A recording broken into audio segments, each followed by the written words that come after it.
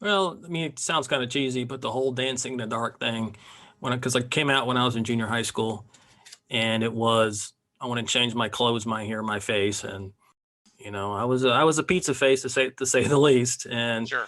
that those lines really resonated, and certainly as I dug deeper into Thunder Road, I'm pulling out of here to win, Born to Run, these, and then Backstreets, of course, with the I hated him and I hated you when you went away. Those lines really they hit home, and that's what did it.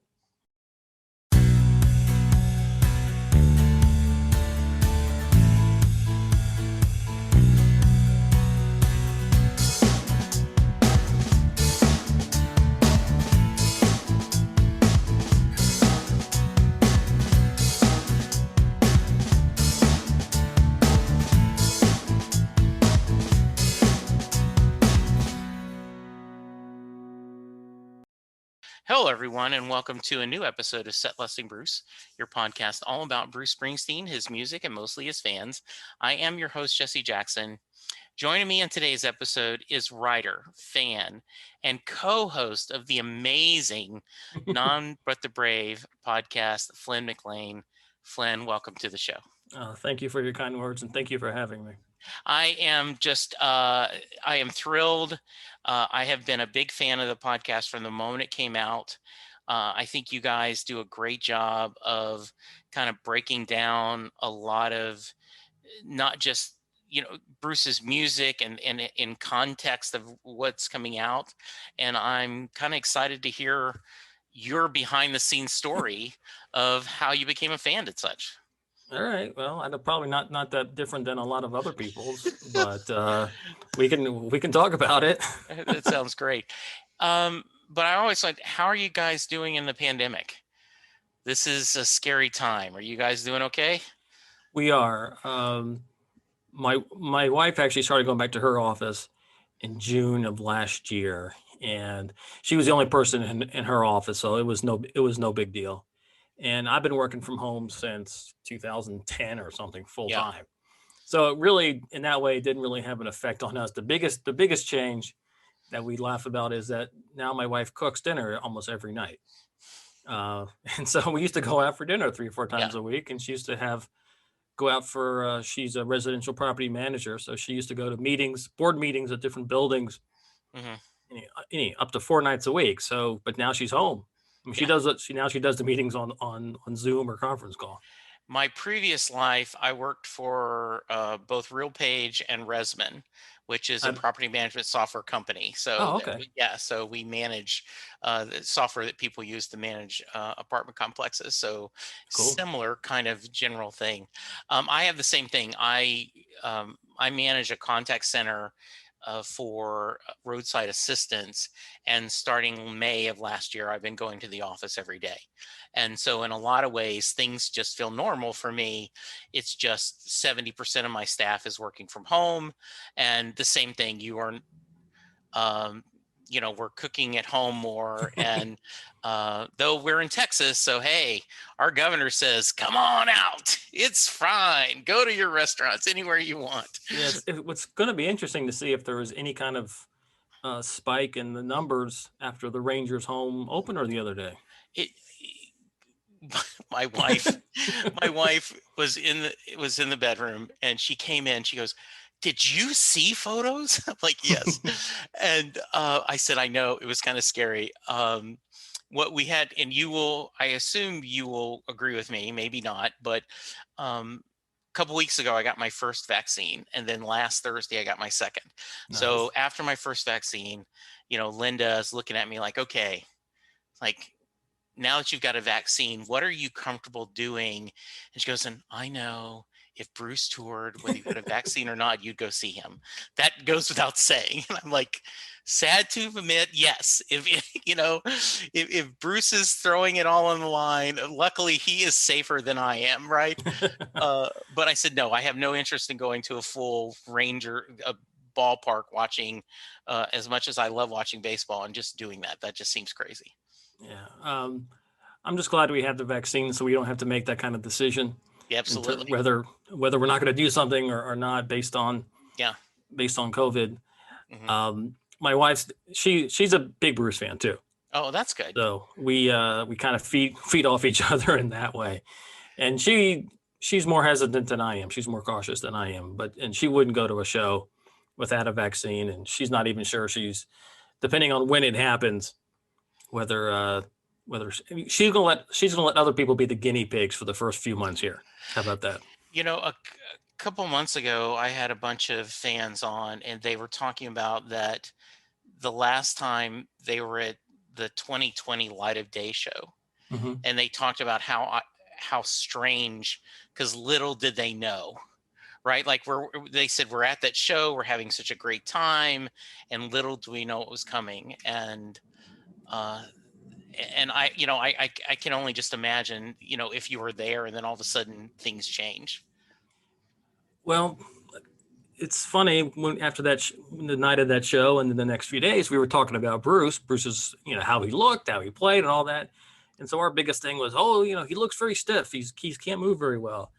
And now he's had 15 months now to get everything stretched out and get everything Yes. relaxed and get back in shape. Mhm. So Yeah. it is funny that as of our biggest topic of conversation on January 20th and 21st was Bruce's physical condition or what we perceive it. Whereas very shortly we were talking about working at home full time and not going out at all. Yeah, it is. Um, I always like to go to the beginning. So talk to me, where did you grow up and what kind of music did your family listen to when you were a kid? Well, I grew up right outside Washington, D.C. in Silver Spring, Maryland. And my parents were big bluegrass fans. Oh, very nice. Yeah, a little different there. I was into country music a little bit when I was really young, and then I discovered top 40. So I'm a pretty big '80s top 40 head, Hmm. for lack of a better word. Um, and that's how I got into Bruce when Dancing in the Dark exploded, when the album Born USA was just everywhere. That was my entry into it. I jumped on the USA bandwagon. There's nothing wrong with that. I sometimes, and we all can be a little bit of Springsteen snobs, right? But No, a, not at l- all. Never. Come on. a lot of people found Bruce through Born in the USA. In fact, I tell my story. Um, my my wife, my wife now, but at the time we were dating, she had a friend who went to school on the East Coast, came back talking about this guy named Bruce Springsteen. You know, What year was this? 1979, Ah, 1980. okay, cool. And then so you buy The River and Hungry Heart comes out, and then like everyone else in the world, you bought Born in the USA. I mean, it was everywhere. um, and then Tunnel of Love, and then kind of I remember buying the box set and then kind of drifting away. Oh, And then really? yeah, and then I became a massive fan. Couple things. One, after 9/11, that brilliant, um, they're doing the fundraiser, and you just have My City of Ruins, Right. and you're just like, oh my goodness, I've never heard anything like this.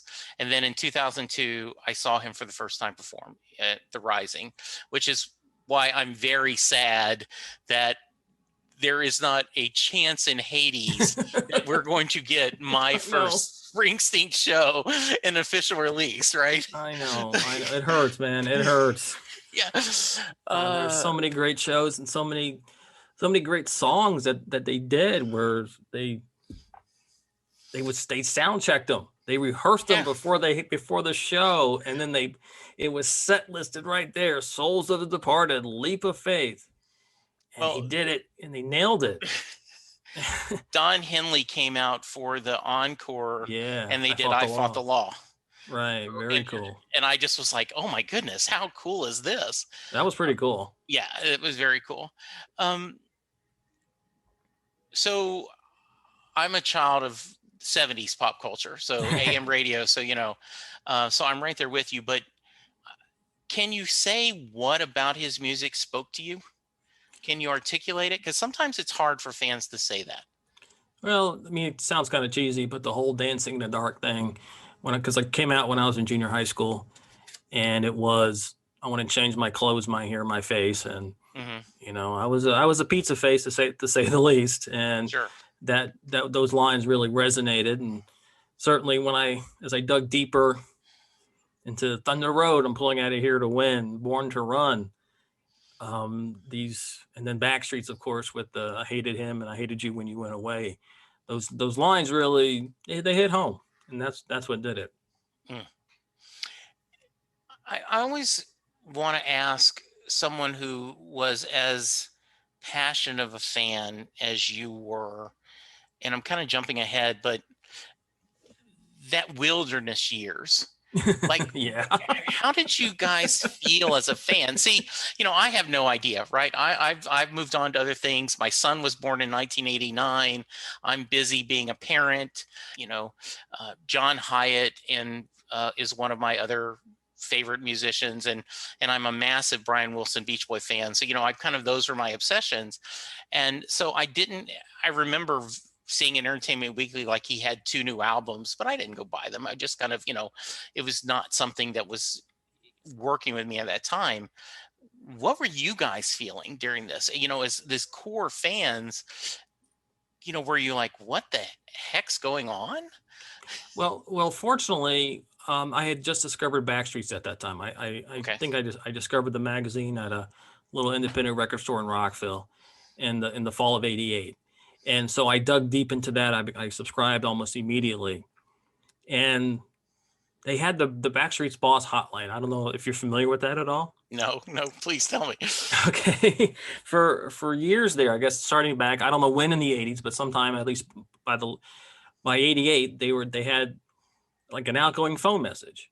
And that was where we learned about all the Bruce goings on at the time. They would say, "Hi, this is Charlie or Jonathan or Eric with your hotline update for the week of June 5th, 1989." And Bruce played at a bar in New Jersey this weekend with Max Weinberg and Killer Joe, and they did 4 songs. And here's the set list. And we heard he played really well, and they looked like they were having fun. Blah blah blah. So we were getting information that way. That's the first biggest thing, and so through that we heard. That was where we heard about the band breaking up. Yeah. That's what we heard about. Bruce is in Los Angeles now. He's recording. We don't know any details, but we hear, when they got details, like when they talked to Bobby King, I guess, and he said, "Yeah, I recorded the song called Just Another Roll of the Dice," or I think that was one of the ones. I think Over the Rise may have been another one at the time. And I mean, it's pretty funny how excited we get over one little tidbit of information.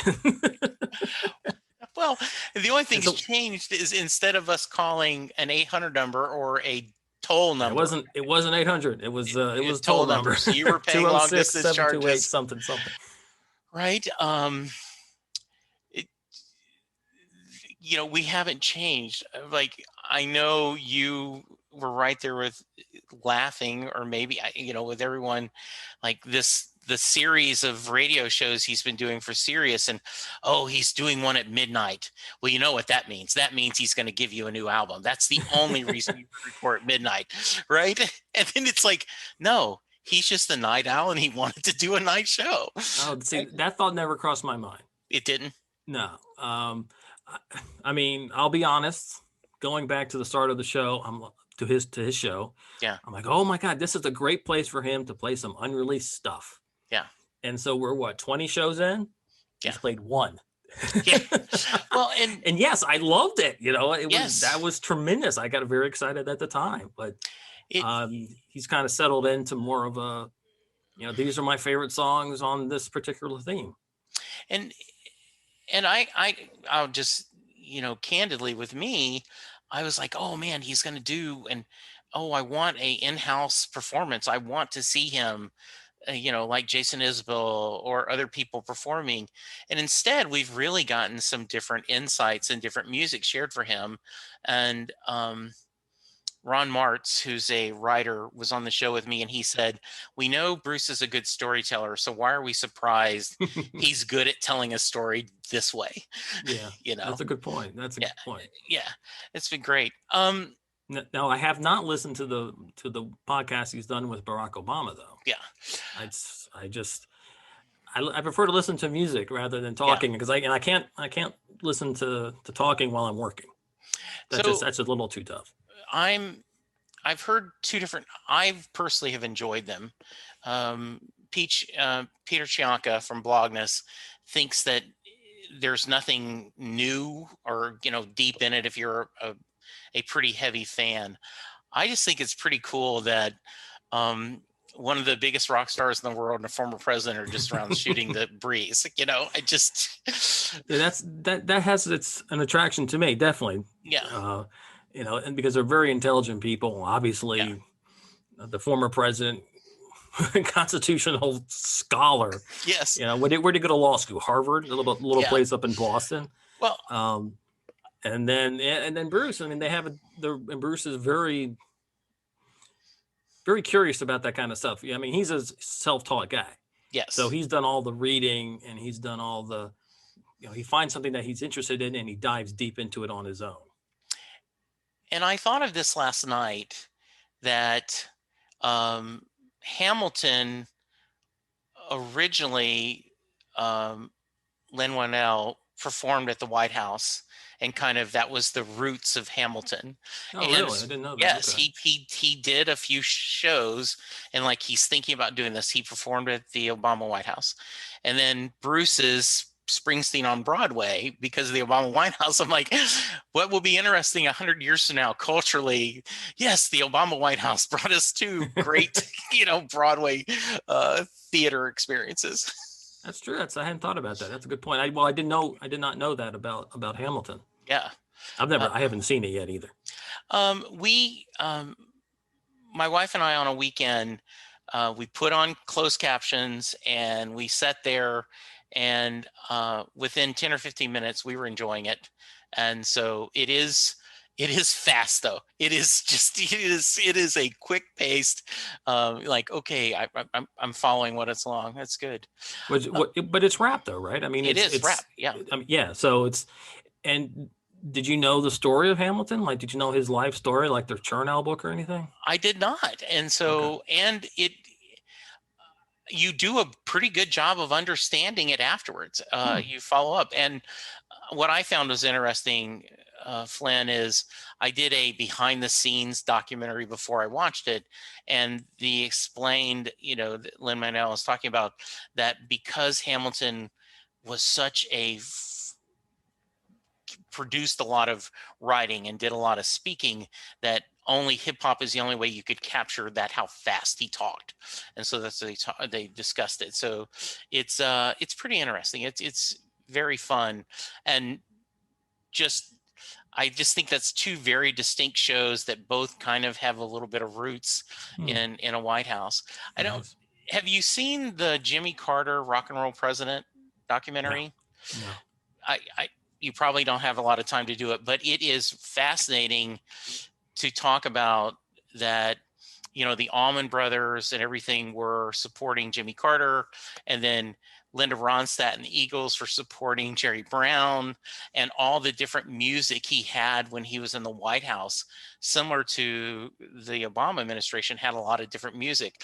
And it was amazing to kind of hear this, how much he and Rosalind enjoyed music and how Hmm. much they wanted it as part of the, in the nation's capital and the nation's house. Okay. Well, they were young then, weren't Yeah. they? I mean, was he even 50 yet when he became president? I don't think he was. Yeah, Yeah. So he's a young guy, he and is. the music was still part of his existence, like it is for us. It truly is. It truly is. Um, so I always preface this question with the amount of times you've seen Bruce live is not a fair barometer of how big a fan you are.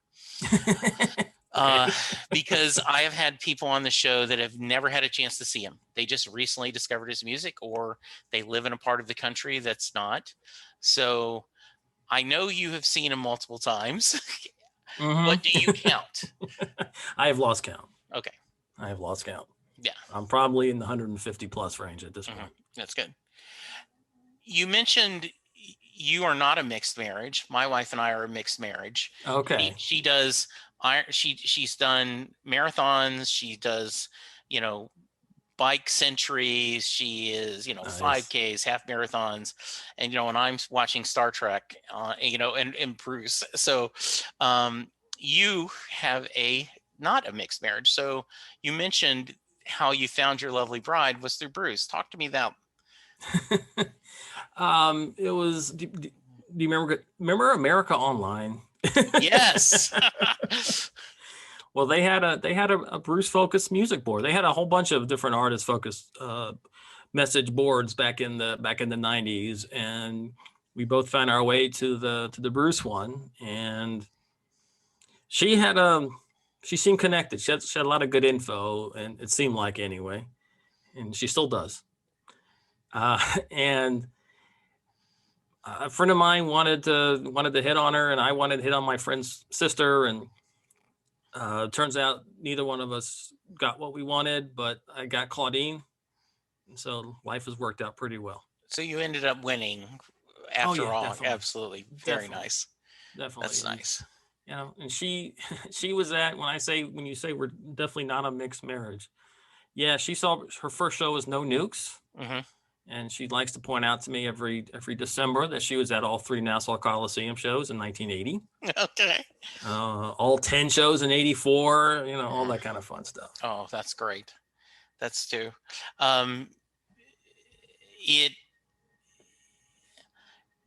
Talk to me about it. You've been you guys do a great job on the podcast. So first I want to know about, you mentioned a little bit that your partner was, hey, let's do a podcast. Is it anything more than that? Or just, as you said, we were having these discussions anyway, we might as well throw them out there for fun? Well, I majored in TV radio in college, so it had crossed my mind to do something like this, but I didn't know how. And I don't have the get up and gusto that he has to make us keep on schedule. And we're going to record on this day. We're going to record this topic, and then I'm going to edit it the next day, and then we're going to put together, and it's going to go up on this certain day. So it's definitely took a lot of pushing, or his pushing is what keeps us going. Yeah. What have you learned the most about doing the podcast? What surprised you the most about doing it? Well, the first thing is how hard it is. The first time we did it, he said it was just awful. Mm-hmm. We did our Western Stars track by track, and we did it once, and he just said, this is bad. This is just not worth putting up for anybody to hear. So we did it again. And right after it dropped that first time, I saw Tom Cunningham, the guy who does the Bruce Brunch in Jersey. Sure. And he said, just keep doing it. And he was right. At one point, I would get like 30 different edit points for that Hal puts together and says, and then I edit them together. And now it's like maybe 5 or 6 per episode. So we've gotten a good rhythm down, and it's quite enjoyable. Yeah, and as I said, there's a little bit of and I mean this in a nice way, an academic feel that you guys are talking about, the archives and discussing what's coming up, and discussing what you think is as historians, not just fans, what you think needs to be released out there. And I think that's a very cool perspective to see. My thought is, I go, I like these songs, I will buy this one, versus not thinking it in historical terms whatsoever. I am purely someone like, if I'm at the show, I definitely want a copy of anything I attended, but everything else, like, let me look. There's 3 or 4 songs that I'd love to have live. Let me give them my $9.95. Right. Yeah. Well, I ran a website called theboots.net back in the late 90s and early aughts. Yes. And one of my more popular sections of the site was what was I called the top 50 list, which was the top 50 concerts, or the top 50 recordings that would give you the best overview of Bruce Springsteen's career. They weren't the top 50 best shows ever, and they weren't the top 50 best bootlegs ever. They were the ones that were the most representative of a tour, that included some rare things, but when you put it together, you got a really good idea of Bruce's career. And that's what I want the archive series to do.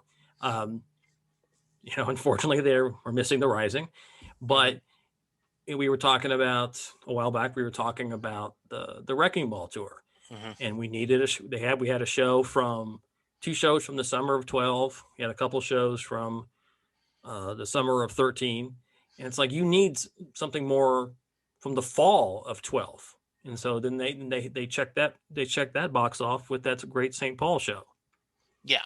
and that's the way it should be. And I would, you know, for the most part, they're doing that. There are obviously a couple tours like the Seeger Sessions in the 92-93 tour where they haven't been as quite as thorough as I would like, but there's still a lot of time yet to come. So I'm a little disappointed, I guess maybe just because I would love the visual as well. Is we get the audio only, and we do not they did not bother taping shows, filming shows, and I guess I'm just being greedy. Like I would have loved to seen a couple of these shows when it was the E Street Orchestra or the you know the E Street on steroids, during the Wrecking Ball and the High Hopes tour, because that was such a fun it was such a fun, loose grouping. You never know what you were going to get, and it just seems like they were having a blast. Right. So in that respect, the visual aspect would be quite beneficial. But Yeah. there's quite a good chunk of fan base stuff out there that Yeah. I think would capture that. I mean, no, it's not perfect quality, but Hmm. there's enough fan base stuff that you can Yeah. definitely get a feel for that. And we are blessed in a lot of ways, Flynn. And I'd love to know your thoughts on this. Is um, when the latest River tour was happening, it seems like every couple of days something was happening. He either had a fan come up on stage and play with him, or he signed a kid's excuse to be late for class and stuff. And and at the time I was wondering, is the internet because of the internet we now know more about this, or is this something new in how he's interacted with the fans? What do you think? That's a very good question. And I don't. It's very possible we just don't know Hmm. uh, too much about specific fan on fan interactions or fan to Bruce interactions. But we do, I don't think we know. I don't think Bruce signed any absentee notes back in 1978 or No, 1980. exactly. Those are the kind of things that would come out, people would hear in recordings. Yeah. Um, I think if you listen to the Passaic show from '78, not the broadcast, but the other night, I think it's uh, this is where my memory is starting to fail me here. I figured it's the 20th or 21st that they've released. Okay. Do you remember off the No, top I of your don't. No, head? no. Okay. But you hear people are sending birthday presents up to the stage, and so it's cool to hear Bruce open these things and react in real time.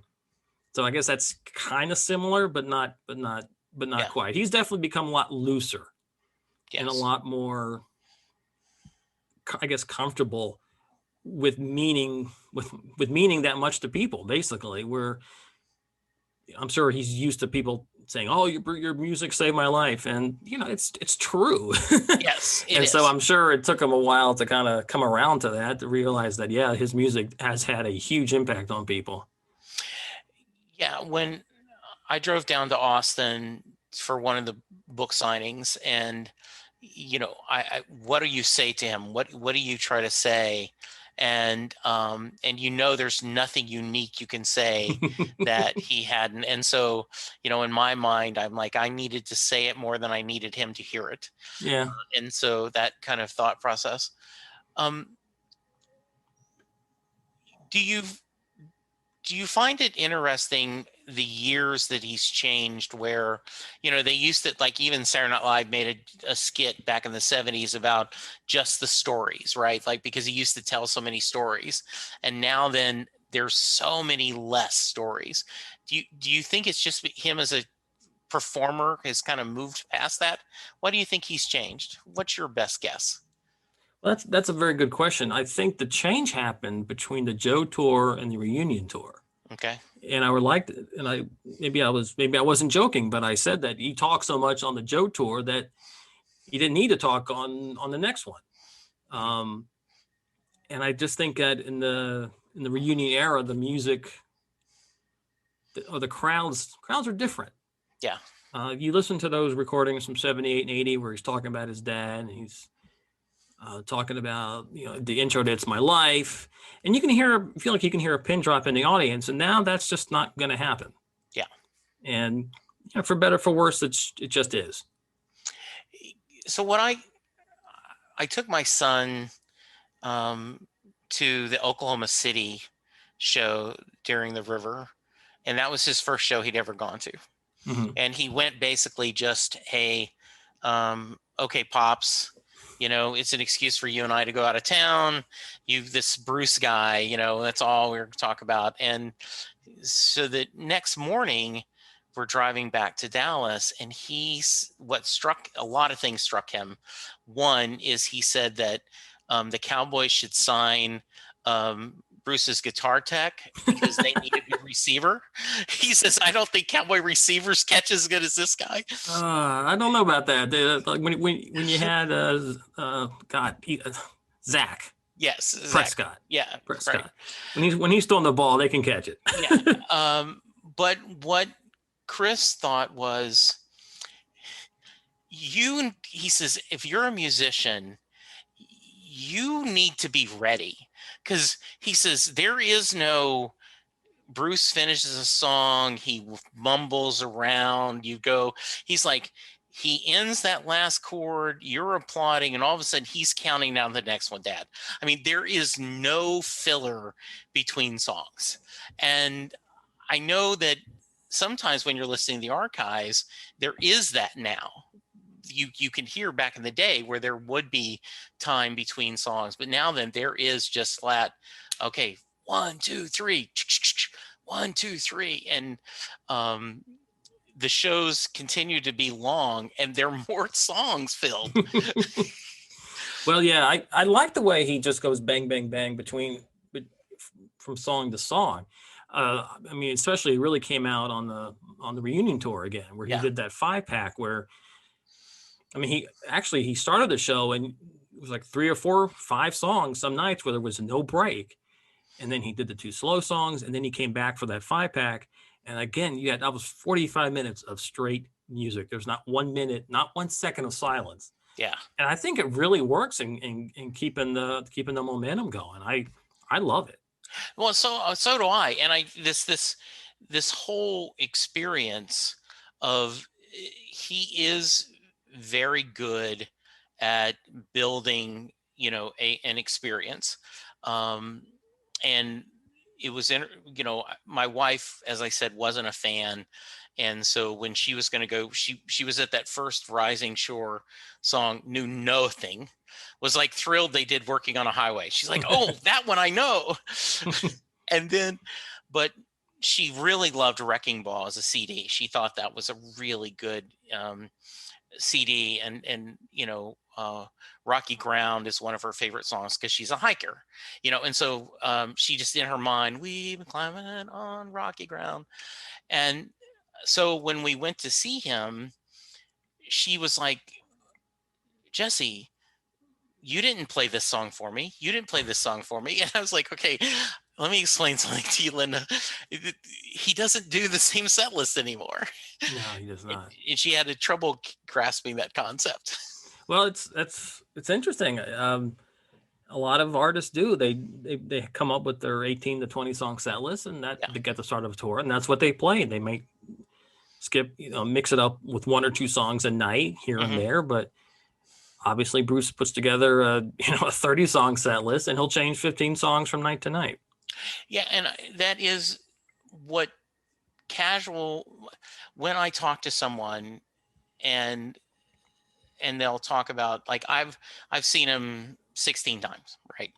So, and they're like, you've seen one artist 16 times? I'm like, you don't even understand. Okay, like, I'm in grade school, and but when my wife and I went and saw Brad Paisley several years ago, and he did a great show. And then the next year we went back, and Linda said, "Well, why did we do that? It was the exact same show." I mean, there was nothing different, including the videos in the background. Oh, interesting. Okay. Yeah, and so yeah, I do think it's amazing and what's going on.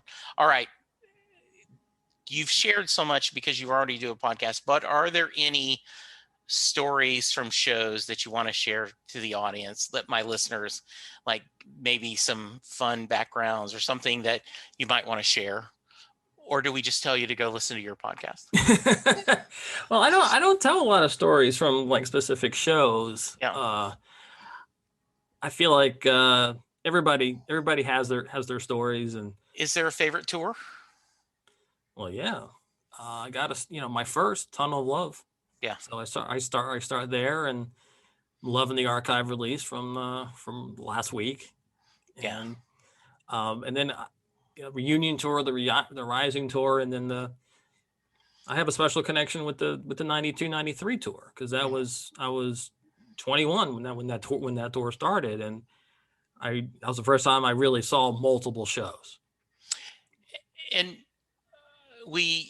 I did a April Fool episode where I had a stand-up comedian join me and play an obnoxious Springsteen fan. Like he talked about, you don't know, Jesse. He said, Elvis Presley's estate had to, settle with Bruce because Bruce had stole a gold bidet from the Elvis. I swear to God, he stole a gold bidet from Graceland, and no one knows about this. And so and we kind of did a fun story, and we got a little bit. I loved y'all's tweet, and I know you guys got crap, but I thought it was hilarious because it was realistic enough. And for those of you who don't know, you guys talked about the anniversary of the 92-93 tour, right? That was the premise. Yes, and they were going to do the next year's tour is going to be the 30th anniversary reunion of the 92 band, and they were going to go out and play a bunch of shows. That was the tour for next year. And it was such an obvious, like, okay, first off, I knew it was April Fool's, and I'm like, that's so unusual. And some people just they take tours a little too serious, don't they, Flynn? Yeah. It's one of these things where you see the word Springsteen and tour in the same sentence, and yes, you want to believe, you need to believe that's what's going to happen. And yes, I get that. I fell for a Bruce April Fool's joke back in like 97, where a friend of mine sent me an email. He said that Bruce was going to start releasing these old shows like The Bottom Line from 75 and The Main Point, The Passaic, basically what he did, 20 years later. Mm-hmm. But I fell for it, hook, line, and sinker. So yeah, I was kind of disappointed, but at the same time, it's, something's got to be somewhat believable for it to really work. It is. What are the future plans for the podcast? Well, we're going to be talking about Lucky Town, the album, on the next one. We're going to be, well, I don't want to give anything too far away. Okay, that's fair enough. But I think we're going to have some cool guests. Not Bruce himself, but right. Hopefully some people who are going to tell some cool stories, and we can really have some in-depth conversations. I know there's no chance in hell that little Steven is going to want to join me to promote the book, but though I did get Maureen on twice, and that was pretty fun. That was a lot of fun. I think that I thought his Brian Koppelman's interview with him a few years ago on The Moment was really well done. So hopefully you guys can get little Steven talking about the book, because I think that's going to be a good chance to hear some stories and kind of help promote his new work. Okay. Well, I don't know if he's going to want to come on our podcast after, he retweeted us and said, this is 100% bullshit. Oh, that's on right. Our April Fool's joke. So I'm not sure he's going to want to talk to us now. That's right. You've ticked off Miami Steve. Oh, no. Yes. We did. That was the one question my friend Sam wanted to ask. He says, ask Maureen, did she fall in love with Miami Steve or Little Steven? And she said kind of both. So that's good. Okay. Talk to me. And Until the night is over? Yes. Are there, because you've seen him so many tours, do you have a wish list of songs that you haven't got to hear live that you still are kind of in the back pocket? You have this, kind of crumbled index card of going, oh, that's what I want. Well, it's not so much of songs I've never seen, but it's songs that I haven't seen very much that I want to see him do with like the E Street Band. Like, for example, I want to hear more stuff from Tracks. Yeah. I want to hear Cynthia. I want to hear Frankie, Restless Nights, Roulette, Loose Ends, all that kind of stuff. And then I want to hear the 92 stuff with the E Street Band. And I've been lucky enough to see just most of it, actually. Yeah. I haven't seen him do Local Hero, but I saw him do Leap of Faith. I saw him do Lucky Town. And, that's what I want to hear more of. I mean, unfortunately, my one wish list, if you want to talk about the one song that I desperately want to hear live and haven't seen, it's unreleased. It's Protection. Mm-hmm. That's the one that I'm going to lose my proverbial, yes, over. Yeah, that's. I don't know if you're PG or not, so I don't want to say. No, I get you. Better Days is one of my favorite songs, and I've never heard that live. And you should have been in Houston in 2000. Yes, I know. So close, yet so close. Well, I've told this story before.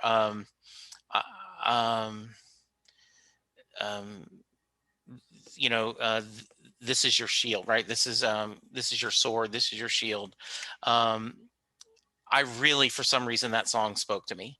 I don't know if it's because I grew up Southern Baptist or, and I church camp and all that, but I really love that song.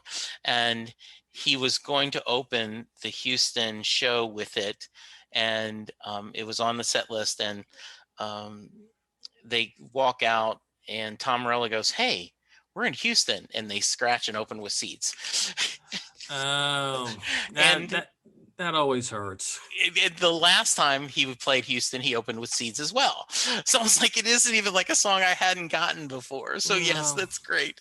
Yeah, well, if we want to talk set list audibles that hurt, please. I was just looking at the set list the other day. Greensboro, 2008. Okay. They just released they released the archive back in, I guess it was October, November of last year. Yeah. And we attended that show. We saw the two Carolinas and then Charlottesville. Originally, what was supposed to be the end of that leg, but he had actually None But the Brave on the handwritten set list after Mary's Place, and he audibled out of it the Sunny Day. And the night before, he actually had Streets of Fire on the set list and skipped over it. So, yeah, we've all been there. I know. It happens. And then, I think one of the Mohegan shows in 2014, he had like 3 or 4 92, 87 songs in a row on it, and he skipped over all of them. It happens. Sometimes you win. Sometimes you get an impromptu performance of, say, Living Proof. Right. Other times you get Sunny Day. Yeah. Well, at that same Houston show, they did One Step Up, and that was a sign request, and it was and like I said, this is the first, and if you hear him, he says, "We do not know this song. You have made your bed, sir." And it was really magic to hear that. So, he gives and he takes, right? Mm-hmm. Well, I mean, he had, it's not like he hadn't even listened to the song in 20 some odd years. He had just played it a bunch of times on the Devils and Dust tour. Yeah. So it was just a matter of getting them kind of eased into the groove of that song. Mm-hmm. And I mean, and I've listened, actually, I just heard that song, not from that performance not too long ago. And once they get going, it's beautiful. It is really beautiful. It's something pretty special. I mean, I go back to that. I said Living Proof. There's performance of Living Proof from Milwaukee in 2009, Yeah. where it starts off. I mean, Max has no idea how the song goes. Yeah. But they work on it right there live in front of you. The whole band is I wasn't there, but just from listening, and you can hear them gel in the song as the song goes on, and they just they're nailing it by the end of the song. It's amazing. And imagine if they had sound checked that song just one time. It would have been great. Flynn, you're so correct. I he talked about it. It's his magic trick, right? That he's doing this, but I don't understand. And it is 1 + 1 = 3. But you're like, how can you get this group of musicians and especially then, they had the horn, they had the backup singers and all this stuff. And you're like, how do you mix this together on the fly? Where you're changing the tires on the car as it's driving, and they make it happen somehow. Yes, they do. I mean, also got to give them credit. I mean, there are professional musicians. They are quite familiar with just about every song Bruce has even heard himself. Yes. And so it wouldn't take him that long to figure out how to do it and how to approach it. It's just a matter of, is it going to be good enough for, if they're doing it at a sound check, is it be good enough for Bruce to call it out later? Or if it's a sign request that they're doing on the fly, it's just going to be, all right, let's just get it together so it works. I mean, like that, you never can tell video. Yes. Where you hear them, you see them work it up, and it's like, oh no, that key's too high. Gotta go one lower. And you hear them talking about, like, all right, guys, all right, horns, get the riff going here, get it going, and it is amazing. Yeah, it really is pretty amazing. You're obviously a fan and you love the music, but is there certain songs or albums that you go back to for either during good times or bad times, emotional support, that just mean the world to you or your lovely bride? I do a lot of shuffling. How about Okay. that? I have a workout playlist, and so I hear that gets me going a lot of the time. Either to try to get the best ones, the ones that are going to keep me going, the ones I haven't heard in a while. Right. And so I guess, the answer to your question is not really. Okay. I mean, I have everything on a hard drive that I can pull up in an instant on my personal computer and or even on my phone. But yeah, there's not like, well, I'm not feeling too good tonight, so I'm going to put it back in your arms, or Okay. I'm feeling great, so I'm going to go put on Leap of Faith. Okay. I don't really have that. Okay. That's because I tend to have, in fact, when I was looking for a job, I picked 5 or 6 Springsteen songs and I made a little hope, playlist that I would, on the way to a job interview, I'd be playing those songs and things about that. So that's okay. That's kind of cool. What songs are on there? Better Days, Land of Hope and Dreams, and Dream Baby Dream, of all things. And I love, from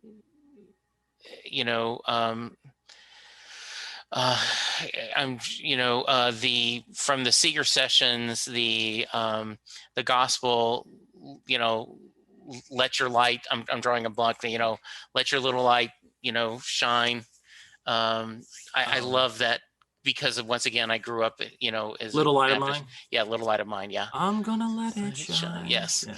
In fact, I went to House of Blues gospel brunch, and I was disappointed the whole time. I was like, because they didn't play that one song. They didn't do anything in that style of. I wanted a E Street Band kind of that wildness, and it was like, no, it was just, it's like disappointing.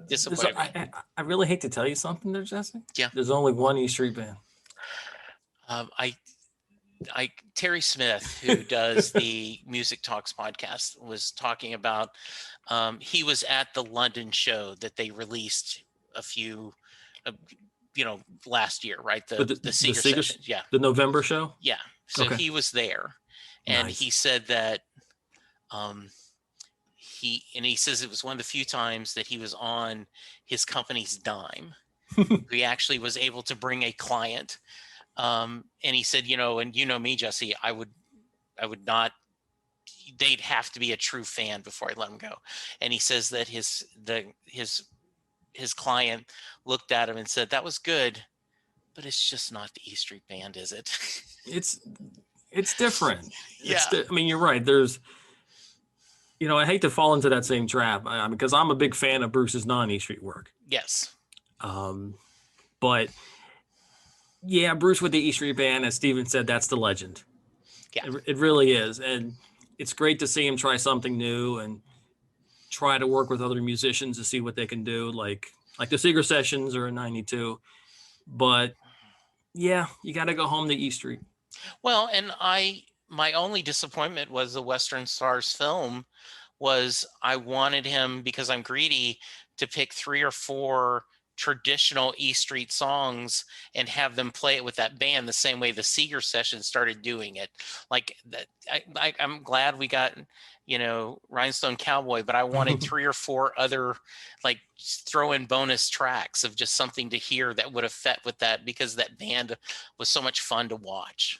Well, my counterpoint to you on that one is, okay, you would just have such a direct comparison between E Street and non-E Street. Yeah. It would have to be a totally different arrangement to look at the song and say, yeah, that stands on its own. Yeah. That's, to me, that's why the Western Stars is so great, because it's not E Street, and it's totally different. Yeah. And when he did, as you said, Rhinestone Cowboy, I think that's an amazing performance. I love it. Total highlight for me. Oh, I do too. And partly because, my mom loved Glenn Campbell. I grew up and, we listened to both kinds of music in my house, country and Western. Yes. And so to hear him, the Jimmy Webb and Glenn Campbell influence was just something amazing to me. And I know you guys have talked about on the podcast. I'm going to turn fanboy for a minute. At this late in his career, to put out 2 albums of such unique music is just kind of amazing. Oh, I agree with you 100%. But then I even say, well, then you got to throw in Broadway. That came out at the end of 18. Yeah. So in 3 years, 18, 19, 20, you had 3 very different but all excellent albums. Yes. And it's very rare to have somebody do that at that level with so much diversity and it's so much quality too. Yeah. And I had a guy on the podcast late last year, and I'd love to hear your thoughts on this. He said that he was standing in the pit at the reunion, one of the reunion shows, and his mind was, this is it. This is the peak of our fandom. We've gotten the band back together. They sound amazing. And I mean, who knows what we'll get in the future, but this is the peak. He says, and if I could have gone and told that guy, you've got magic coming. You've got, Wrecking Ball. You have Broadway. You have an autobiography. You have he was going to play the Super Bowl. He says you would have blown his mind. Any thoughts on that? Well, let me try to think here for a second. Okay. Well, first off, yeah, when he finished the reunion tour, we didn't know what he was going to do next. I mean, it'd been a long year. I mean, it was a great year of touring, and I saw a lot of shows. And we got to the end, we got to the Garden, and I mean, when he played Blood Brothers, I was bawling. I admit it, I was bawling, and because we didn't know what was going to happen next, and even into 2001, we never heard anything about new album or anything except for Live in New York City, which they kind of botched. Yeah. And So it wasn't until early 2002 where it's like, okay, well, this is going to be real now. He's recording Yeah. a new album, and from there, I think from the beginning of the Rising, if you look at it that way, he's really been busy. And you know how Picasso has different eras, and they'll talk about. I think Springsteen the same thing. That I think it would be a very interesting discussion to say what time periods are what era. The Broadway era, the Rising era, whatever it would be, because he does seem to keep finding new ways to entertain us and to continue that conversation as he talks about, right? Yeah. Yeah. I look at it like, I think Reunion through Rising is one era. Yeah. I think then the Off E Street 2005, 2006, it's another. Magic and Work on a Dream, it's another era. And then certainly Wrecking Ball and High Hopes. I mean, that's 3 years of touring right there too. Yeah. So it's and each era has its ups and downs, has its advantages and disadvantages, or not disadvantages, but each one has its strength, and they're not all the same across all eras.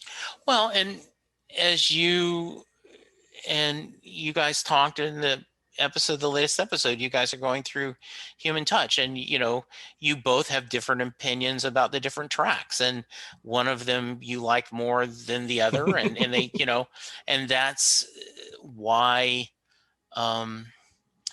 someone loves Jersey Devil. I'm just there's a fan somewhere out there. I think it's a cool song, man. Okay, For what it is, it's a cool song. There you go. I love it. That's great. Not every song is going to be Thunder Road, but yes. If every song has to be Thunder Road, he's not going to release very many songs.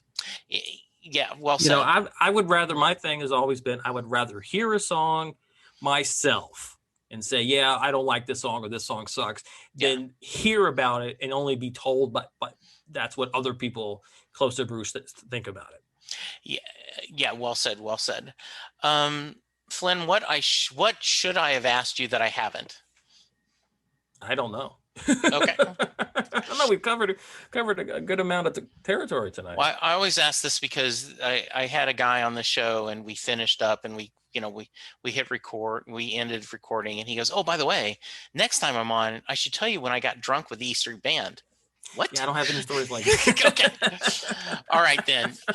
We're going to end with the Mary question. So Jay Armstrong is a retired honors English teacher in the Philadelphia area. And back when he taught, he would take 2 days and would cover Thunder Road as a poem. They would look at all the different lyrics. They would talk about the imagery Bruce uses, talk about the themes. And at the end of the 2 days, he would look at his class and say, "Does Mary get in the car?" So, Flynn, that is your question. She gets in the car. She gets in the car? She gets in the car. And one of my strongest points of evidence is that 13 years later on the Tunnel of Love tour, he says, well, I put all these people in all these cars and they have to go somewhere. So she got in the car and they took off. I love it. Sounds great. All right. If someone wants to reach you, how can they? I guess Twitter is not the best place. I'm at Flynn McLean. Really difficult to remember. And plug the podcast. And yes, listen to our podcast too. Nonebutthebrave.podcast.com is our website. The name of the podcast is None But the Brave, and you can find us on all the usual podcast services. How'd you come up with the name? We wanted something that would let people know from the get-go that this was for the hardcores. Okay. And then you would be very brave to listen to us for an hour. At least that's what I was thinking at the time, but it worked. Well, I just think it's been great. Welcome to the Springsteen podcast neighborhood. Yes, thank you. I am thrilled that you joined me tonight, and I appreciate all you do. And like many others, we're hoping that there's going to be a point where we're going to all be together in a restaurant waiting to queue and enjoying a beverage, talking about what do you think he's going to open with, and Oh, what rarity do you think we're getting tonight? oh, well, So I think the first when he comes back, when they first start touring again, it's going to be a while for them to get right, their road legs back. It seems to yes, take longer on every tour, and they obviously it's going to be 5 years that they played together, really, hmm that they played a full show. So it's going to take a while. So they're going to focus on getting that whatever the standard set list is yeah. uh, at that point, and then he'll work on a few weeks in. Then he'll start working on mixing in Protection and Restless Nights, and you know For the record, what do you think they'll open the tour with? What song? Um, well, I mean, we did a podcast where Hal and I That's each right. You did a guys did do that. That's right. right where we each had our own what we thought the set list was going to be, and I made a major mistake. Okay. I had it open with Better Days, and the main set closed with Ghost. Okay. And about 45 minutes into our episode, I'm like, yeah, I should switch those two. So Yes. he's going to open with Ghost. He's going to close the main set with Better Days. I always thought that Burning Train would be the way to start till I heard him do Ghost on Saturday Night Live. And I went, okay, yes, this is the to kick it off. I Though th- you to me, made me smile. Go to ahead. me, Burning Train is like the third or fourth song in the set. Okay. I think it can be Ghost, and then it might be an E Street classic. Prove It, Ties That Bind. Those Yeah. two ones he's often gone to in that kind of spot, and then he's going to burn into or jump into Burning Train. Yeah. I And love I it. think it's going to be amazing. I think so too. And we're just, we're one vaccine at a time to get us there. And I appreciate it. My friend, thank you so much for taking time talking to Oh, me. thank you for I, having me. This has been a lot of fun. well, thank you. Listeners, you please remember to social distance. Remember to wash your hands. Remember to wear a mask. And let's all be good to each other because that's the only way we're going to get through this. For now, thank you. And we'll talk to you soon. Goodbye. Doing a podcast at times can be a one-way conversation, and I hate that. So please let me know what you like and don't like about the work I'm doing. You can reach the podcast via email at setlistingbruce@gmail.com. The show is on Twitter at setlistingbruce, and my personal Twitter is at jessejacksondfw. We have a website, www.setlistingbruce.com. From there, you can find links to other Springsteen podcasts as well as other music-themed podcasts. We have a page devoted to our own SLB All-Star Band. These are guests who have been on the podcast more than 3 times. There is a link to our store where you can purchase Set Listing Bruce shirts as well as a Mary Question t-shirt. There is a link to our Patreon page where you can sign up to help support the podcast financially. We have different levels and different rewards based on your support. If you don't have any extra cash, and right now who does, you can support the podcast by subscribing via your favorite podcast player and leaving us a review. The more reviews we have, the easier it is for people to find us. And please tell a friend about the podcast, especially if they love Bruce or music, because it will make a difference.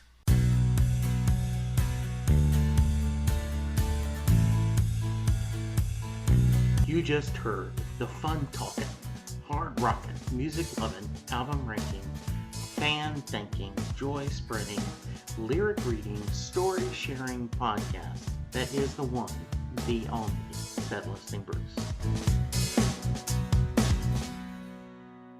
Set Listing Bruce is part of the Southgate Media podcast group. The theme for Set Listing Bruce was written by David Rosen, used by permission.